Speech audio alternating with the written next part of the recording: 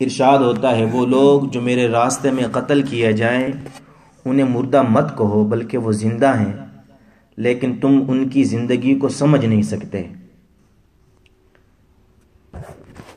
اس آیا کریمہ میں فرمایا مردہ مت کہو، اور دوسری آیا کریمہ میں ارشاد ہوتا ہے وہ لوگ وَلَا تَحْسَبَنَّ الَّذِينَ قُتِلُوا فِي سَبِيلِ اللَّهِ أَمْوَاتًا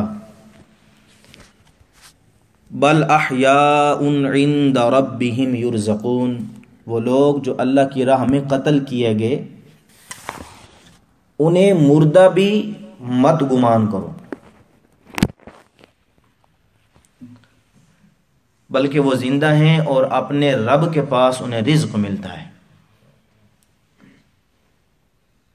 پہلی آیت کریمہ میں مردہ مت کہو، اور دوسری آیت کریمہ میں یہ ارشاد فرمایا گمان بھی ذہن کے اندر نہ لاؤ کہ وہ مردہ ہیں بلکہ وہ زندہ ہیں، وہ شہید ہیں،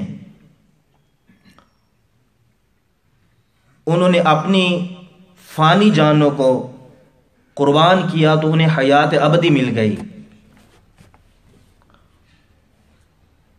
فانی دی اور بعد والی زندگی جو آخرت والی وہ اچھی زندگی انہوں نے حاصل کر لی۔ کتنا اچھا سودا ہے، فانی دو اور باقی لو، ناقص دو اور کامل لو، ادنا دو اور اعلیٰ لو، یہ سودا صرف اللہ تعالی ہی کرتا ہے۔ پھر یہ فانی جان جو ہم اس دنیا کے اندر گزار رہے ہیں، جی رہے ہیں، یہ کس کی دی ہوئی ہے؟ یہ اللہ تبارک و تعالی نے دی ہے، اور اپنی دی ہوئی چیز کو واپس لے کر پھر شاندار بدلہ بھی عطا فرماتا ہے۔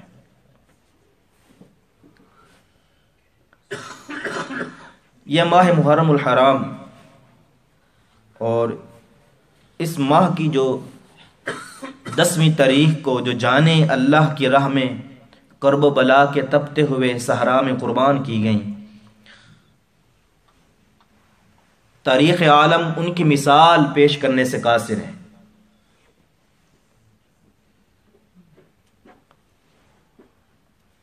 آج محرم الحرام کی 2 تاریخ ہے،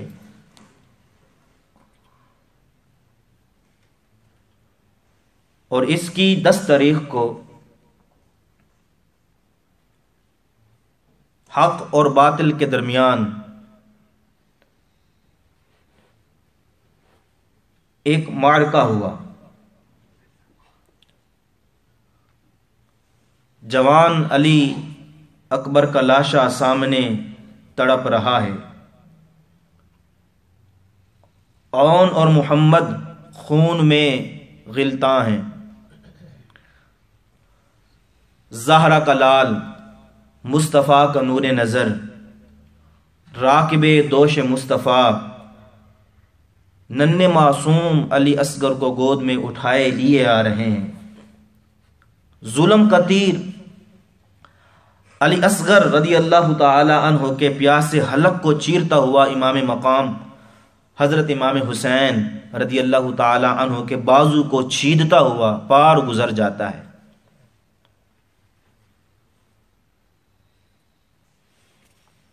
خون امام علی مقام روایتوں میں آتا ہے اپنے وہ چلو میں اٹھاتے ہیں اور آسمان کی طرف پھینک کر عرض کرتے ہیں یا اللہ یہ تو ایک علی اصغر ہے، اگر 1000 علی اصغر ہوں تو ایک ایک کر کے تیرے نام پر قربان کرتا چلا جاؤں،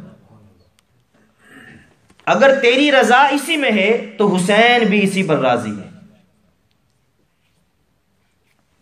ماہ محرم کی بہت بڑی فضیلت ہے۔ حضرت عبداللہ بن عباس حضور صلی اللہ تعالی علیہ وسلم کے کزن چچا زاد بھائی، ان سے مروی ہے، آپ فرماتے ہیں کہ رسول کریم صلی اللہ علیہ وسلم جب مکہ سے مدینہ تشریف لائے تو یہود کو عاشورہ کے دن روزہ رکھتے ہوئے دیکھا، 10 محرم کو روزہ رکھتے ہوئے دیکھا۔ آپ نے ان سے پوچھا یہ کیا ہے؟ تو انہوں نے کہا یہ اچھا دن ہے، اور اسی دن اللہ تعالیٰ نے حضرت موسیٰ علیہ السلام اور بنی اسرائیل کو ان کے دشمنوں سے نجات دی، اور انہوں نے روزہ رکھا۔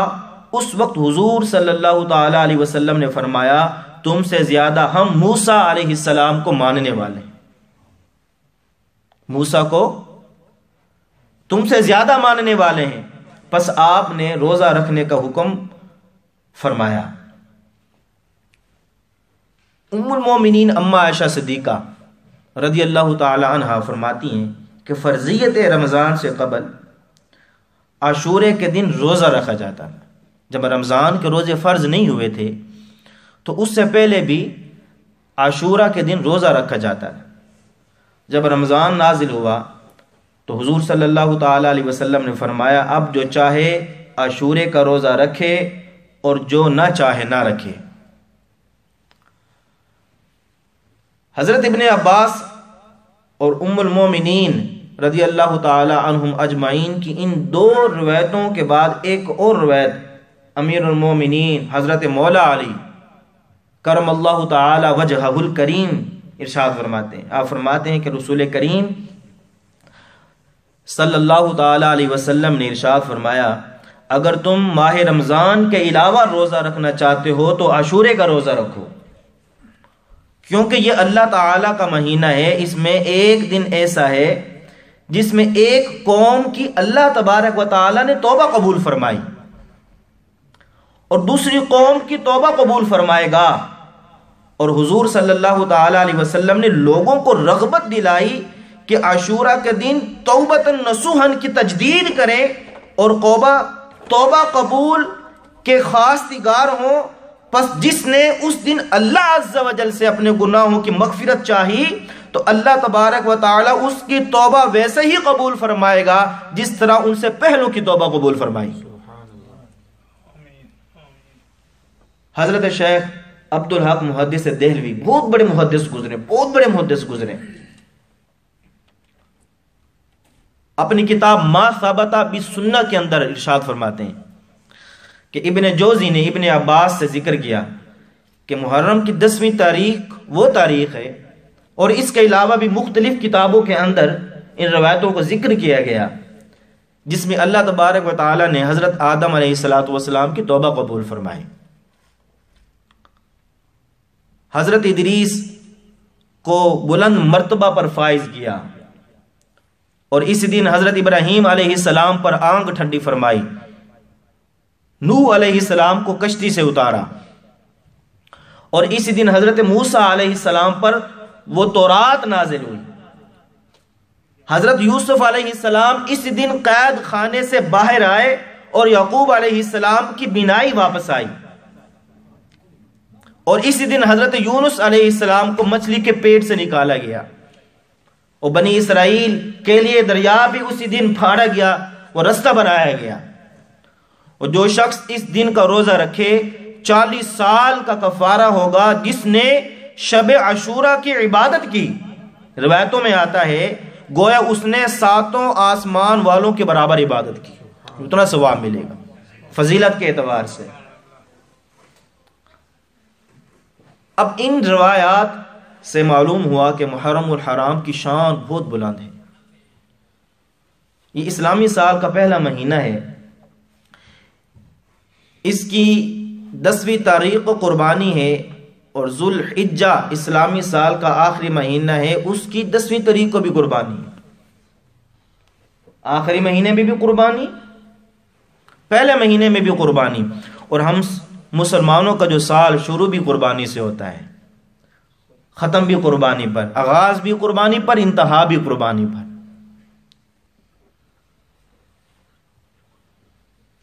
وَفَضَيْنَاهُ بِذِبْحٍ عَظِيمٍ، اور ہم نے ایک بڑا ذبیحہ اس کے فدیے میں دے کر اسے بچا لیا۔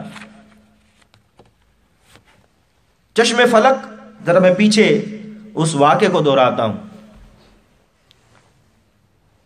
کہ باپ نے بیٹے کے گلے پر چھری رکھ دی، زمین کانپ اٹھی، پہاڑوں کے دل ہل گئے، اور بیٹا بھی کتنا سعادت مند تھا، عرض کرتا ابا جان آنکھوں پر پٹی باندھ لیجئے کہیں ایسا نہ ہو کہ ہاتھ رک جائیں۔ اور میں اس سعادت سے محروم ہو جاؤں۔ ابا جی دیر نہ کیجئے، ساتجدونی انشاءاللہ من الصابرین، اللہ نے چاہا تو قریب ہے کہ آپ مجھے صبر کرنے والا پائیں گے، صابر پائیں گے۔ خلیل اللہ بیٹے نے گلے پر چھری چلاتے ہیں، اللہ تبارک و تعالیٰ نے دونوں کا یہ منظر دیکھ کر فرمایا یا ابراہیم، اے ابراہیم قد صدقت الرؤیا انا کذالک نجزی المحسنین وفدیناہ بذبح عظیم، بے شک تو نے خواب سچا کر دکھایا، ہم ایسا ہی صلہ دیتے ہیں نیکوں کو، اور ہم نے ایک بہت بڑا ذبیہ فدیہ میں دے کر اسے بچا لیا۔ یہ تو آخری مہینے کی قربانی کا ذکر ہو رہا ہے، اور ادھر حضرت ابراہیم علیہ السلام اپنے بیٹے اسماعیل کو اپنے ہاتھوں سے ذبح کر رہے ہیں، اور ادھر حضرت امام علی مقام پہلے مہینے میں حضرت امام حسین رضی اللہ تعالی عنہ اپنے بیٹوں، بھانجوں، بھتیجوں کو ساتھ لیے میدان کربلا میں پہنچ جاتے ہیں، اور ایک ایک کو اپنے دستے مبارک سے تیار فرما کر میدان کربلا میں روانہ فرما رہے ہیں۔ قبل اس کے ہم شہادت کو بیان کریں کہ شہادت ان کی کس طرح ہوئی، کن حالات میں ہوئی۔ دو باتیں قابل غور ہیں۔ پہلی بات یہ ہے کہ جب شہید کے خون کا پہلا قطرہ زمین پر گرتا ہے تو اسے دیدار الہی نصیب ہو جاتا ہے۔ اللہ اکبر، کتنی بڑی سعادت ہے شہید کے لیے۔ اور دوسری بات یہ ہے کہ شہید کے جسم پر کسی قسم کا بھی زخم آئے تو اسے قطعاً کوئی تکلیف نہیں ہوتی۔ ایک شخص نے، علامہ جلال الدین سیوطی رحمت اللہ تعالی، بہت بڑے محدث گزرے ہیں، آج سے 700 سال پہلے، بہت بڑی تصنیف، بہت بڑی حدیثوں کے یہ محدث گزرے ہیں۔ ان سے پوچھا گیا کہ حضور عقل تسلیم نہیں کرتی کہ جسم کٹ جائے اور تکلیف نہ ہو، عقل کے اندر یہ بات نہیں آتی، جب بھی جسم کاٹا جائے تو تکلیف تو ضرور ہوتی ہے۔ اور آپ نے اس قرآن کریم سے سورہ یوسف کا بیان سنایا کہ مصر کی عورتیں زلیخا کے گھر مہمان ہیں اور کھانے کے بعد زلیخا کو تانے دے رہی ہیں، تو شہزادی ہے اور یوسف غلام ہے، اس پر عاشق ہو گئی ہے۔ زلیخا نے کہا اگر تم میرے یوسف کو ایک نظر دیکھ لیتی تو پھر کبھی تانا نہیں دیتی۔ عورتوں نے کہا آج ہم یوسف کو دیکھنا چاہتے ہیں۔ زلیخا نے حضرت یوسف علیہ السلام کی خدمت میں عرض کیا۔ حضرت یوسف علیہ السلام جب تشریف لائے تو جب ان کی نگاہیں، ان عورتوں کی نگاہیں حضرت یوسف علیہ السلام کے چہرے پر پڑی تو قرآن کریم فرماتا ہے فَلَمَّا رَأَيْنَهُ أَكْبَرْنَهُ وَقَطَّعْنَا أَيْدِيَهُنَّ وَقُلْنَا حَاشَ لِلَّهِ مَا هَذَا بَشَرًا إِنْ هَذَا إِلَّا مَلِكٌ كَرِيمٌ۔ جب عورتوں نے یوسف کو دیکھا تو اس کی بڑائی بولنے لگی اور اپنے ہاتھ کاٹ لیے۔ وَقَطَّعْنَا أَيْدِيَهُنَّ وَقُلْنَا حَاشَ، اور بولی یہ تو جن سے بشر سے نہیں ہے، یہ تو بشر نہیں ہے، یہ انسان ہی نہیں ہے۔ ان ہاذا الا ملک کریم، یہ تو معزز کوئی فرشتہ ہے اللہ کا۔ مصر کی عورتوں نے اپنے ہاتھ کاٹ لیے، انہیں کوئی قطعاً تکلیف نہ ہوئی، حالانکہ ہاتھ کٹ رہے ہیں۔ وجہ یہ تھی کہ سامنے یوسف علیہ السلام موجود تھے، اور یوسف علیہ السلام کے جمال میں اس قدر محو تھی کہ جسم کٹ گیا، ان کو اپنے وضو کٹنے کی کوئی تکلیف نہ ہوئی۔ آپ اندازہ فرمائیں جب یوسف سامنے ہو تو تکلیف نہ ہو، اور اگر خالق یوسف سامنے ہو، یوسف کو بنانے والا سامنے ہو، تو درد کیسے ہو سکتا ہے، تکلیف کیسے ہو سکتی ہے۔ اور جب شہید کے جسم پر دشمن کی تلوار چلتی ہے تو دیدار الہی نصیب ہو جاتا ہے۔ یہی وجہ ہے کہ شہید کو زخموں کی درد نہیں ہوتی، ان کو تکلیف نہیں ہوتی۔ اور یہاں یہ ایک بات ضمناً عرض کرتا چلوں کہ مصر کی عورتوں نے حضرت یوسف علیہ السلام کو دیکھا تو ہاتھ کاٹ لیے، اور ام المومنین ام عائشہ صدیقہ رضی اللہ تعالیٰ عنہا فرماتی ہیں لوامی زلیخا لو رأینا جبینہ لأثرنا بالقطع القلوب علی الایدی، اگر مصر کی عورتیں میرے حضور کو دیکھ لیتی، سرکار دو عالم صلی اللہ تعالی علیہ وسلم کو دیکھ لیتی تو ہاتھ کاٹنے کے بجائے اپنے دل کو کاٹ ڈالتی۔ اللہ اکبر۔ اور اعلی حضرت امام اہل سنت مولانا شاہ احمد رضا خان رحمت اللہ تعالی علیہ فرماتے ہیں حسن یوسف پہ کٹی مصر میں انگشت زنا، سر کٹاتے ہیں تیرے نام پہ مردان عرب۔ اور مصر کی عورتیں، ادھر مصر کی عورتیں ہیں، ادھر عرب کے مرد ہیں، ادھر انگلیاں کٹ رہی ہیں، ادھر سر کٹ رہے ہیں، ادھر انگلیاں کٹ رہی ہیں، ادھر سر کٹائے جا رہے ہیں۔ کٹنا جو ہوتا ہے نا، کٹنا یہ بغیر اختیار کے ہوتا ہے، اور کٹانا یہ اختیار کے ساتھ ہوتا ہے۔ کٹ جانا کوئی بڑی بات نہیں ہے، سیب کاٹ رہے تھے انگلی کٹ گئی، کٹانا جو ہوتا ہے یہ بڑی بات ہے۔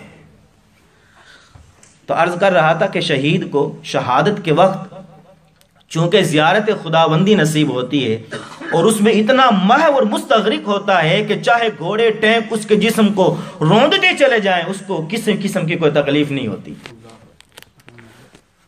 ایک روایت میں آتا ہے شہید جب جنت میں جائے گا تو عرض کرے گا یا رب کریم، بڑی پیاری روایت ہے، میں نے تیری جنت دیکھ لی ہے، اس کے میوے کھا لیے ہیں، نہروں سے دودھ شہد وغیرہ پی لیا، مگر یا اللہ مجھے تیری جنت میں وہ لذت نہیں آئی۔ پروردگار میرا اللہ تبارک و تعالی ارشاد فرمائے گا کہ میری راہ میں جان قربان کرنے والے، میری جنت میں کس چیز کی کمی ہے؟ وَلَكُمْ فِيهَا مَا تَشْتَهِي أَنفُسُكُمْ، اور جو تم خواہش کرو اس میں موجود ہے، جو بھی خواہش کی جائے گی جنت کے اندر، جو بھی خواہش کی جائے گی وہ موجود ہوگی۔ بندہ کا چاہے گا کہ میں نے انگور کھانے ہیں، اس کو انگور توڑنے نہیں پڑیں گے بلکہ انگور ٹوٹ کر اس کے منہ میں اندر آ جائیں گے۔ شہید عرض کرے گا یا اللہ وہ لذت جو میدان جہاد میں دشمن کی تلوار کے دھار کے نیچے آئی تھی یہاں نہیں ہوئی تھی۔ میری خواہش ہے کہ پھر دنیا میں واپس بھیج دیا جاؤں، دشمن کی تلوار ہو اور میری گردن ہو، میرا جسم ہو، دشمن کے گھوڑے ہو، پھر تیری راہ میں اقتل قتل کیا جاؤں، ثم احیا پھر زندہ کیا جاؤں، پھر قتل کیا جاؤں، پھر قتل کیا جاؤں، پھر زندہ کیا جاؤں، یہ عمل مجھے تیری جنت سے زیادہ پیارا ہے۔ اور شہید کے خون کے ایک قطرے کے عوض حضور صلی اللہ تعالی علیہ وسلم کی امت کے 70,000 فرشتے 70,000 گناہگار بخش دیے جائیں گے جو اللہ کی راہ میں شہید ہوتا ہے، خالصاً اللہ کی راہ میں۔ دعا کیجئے کہ اللہ تعالی ہمیں بھی اپنی راہ میں شہادت نصیب فرمائے۔ تو شہادت عظمیٰ کی بات چل رہی تھی۔ جب محرم کا مہینہ آتا ہے تو دلوں کے اندر ایک عجیب سی کیفیت پیدا ہو جاتی ہے اور اس شہادت عظمیٰ کی یاد تازہ ہو جاتی ہے اور وہ قربانیاں سامنے آ جاتی ہیں جن کی گواہی آج بھی کربلا کی تپتی ہوئی ریت کے ذرے ذرے دے رہے ہیں۔ مختصر سا قافلہ، ذرا غور کیجیے، 72 آدمی، 72 نفوس پر مشتمل۔ اس قافلے کا رہنما وہ ہے جسے میرے آقا صلی اللہ تعالی علیہ وسلم نے فرمایا مجھے حسین سے جنت کی خوشبو آتی ہے، مجھے حسین سے جنت کی خوشبو آتی ہے۔ ایک دن سید فاروق اعظم رضی اللہ تعالی عنہ درباری رسالت میں حاضر ہوئے، دیکھا کہ شہزادے حسین حضور علیہ السلام کے مبارک کندھوں پر سوار ہیں۔ فاروق اعظم نے کہا نعم المرکب، کتنی اچھی سواری ہے۔ یہ سن کر میرے آقا علیہ السلام نے فرمایا نعم الراکب، سوار بھی کتنا اچھا ہے۔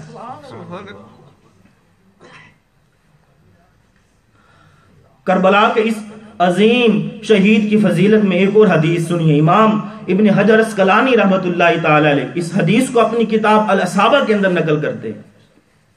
ان ابی ہریرہ رضی اللہ تعالی عنہ قال ابصرت عینایا ہاتانی وسمعت اذنای رسول اللہ صلی اللہ علیہ وسلم۔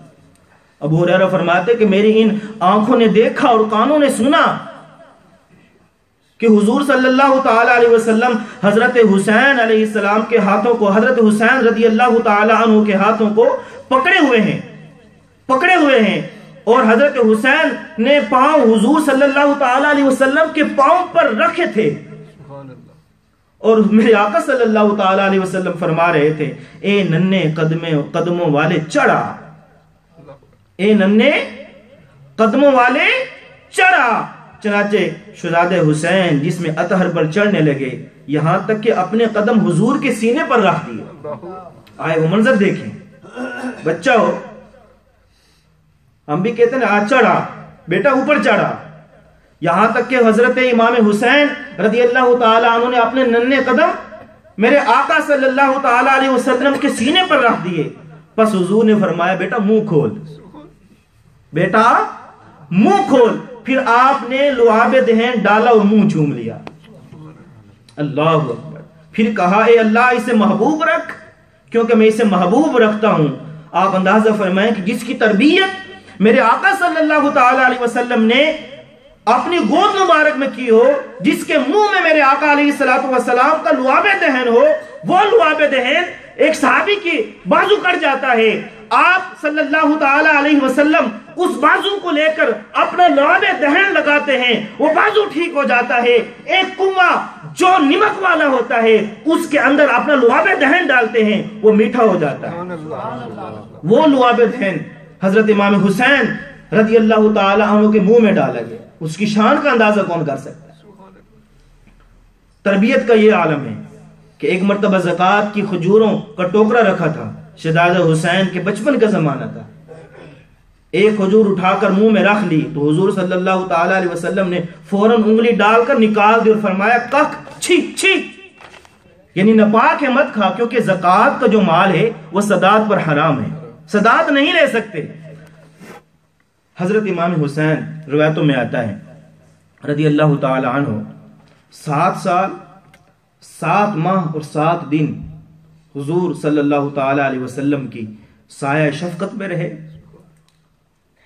اس تربیت نے, وہ جو تربیت تھی آپ کو علم, فضل, شجاعت, سخاوت, ہمت, تقوی, طہارت, زہد کی مکمل ایک تصویر بنا دی. ایک دن آپ کے ہاں چند معزز مہمانوں کی دعوت, ایک غلام نے کھانے کا قیمتی برتن لاپرواہی میں توڑ دیا. جلال آ گیا, دیکھا وہ غلام جو قرآن کریم کا عالم ہے, اس نے فوراً یہ آیت پڑھی والقاظمین الغیظ, مومن غصے کو پی جانے والے.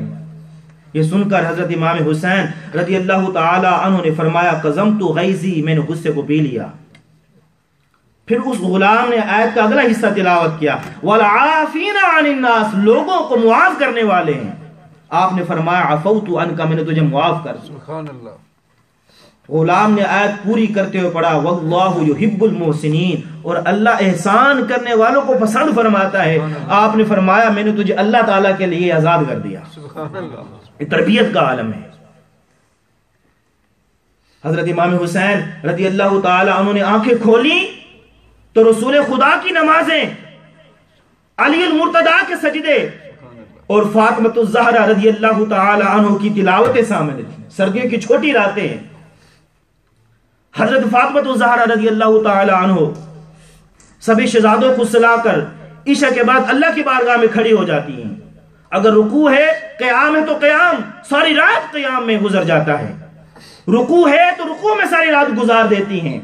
سجدے میں ہے تو سجدہ ساری رات گزار دیتی ہیں. جب صبح ہوتی تو کہتی ہیں یا اللہ چھوٹی چھوٹی راتیں بنا دی ہیں, ایک ایسی لمبی رات بنا کہ دل کھول کر فاطمہ تیری عبادت کرے. اللہ اکبر. پھر ساری عمر اسی ذوق میں کٹی, حتیٰ کہ تیروں کی بارشیں, نیزوں کی انیاں اور تلواروں کی دھاریں بھی اس سر کو بارگاہ الہی میں جھکنے سے باز نہ رکھ سکی. اللہ اکبر. امام علی مقام رضی اللہ تعالی عنہ کے فضائل پر بہت ساری, ان کی سیرت پر بہت ساری کتابیں, ان کے واقعات بہت سارے نقل کیے ہیں, روایتوں میں آتا ہے. بہت ساری کتابیں لکھی علماء کرام نے, محدثین کرام نے. انشاءاللہ عز و جل زندگی رہی تو پھر کسی جمعے انشاءاللہ اگلے جو واقعات شہادت کس طرح ہوئی انشاءاللہ بیان کریں گے. اللہ تعالی ہمیں عمل کرنے کی توفیق عطا فرمائے. آمین بجاہ نبی الامین صلی اللہ تعالی علیہ وسلم.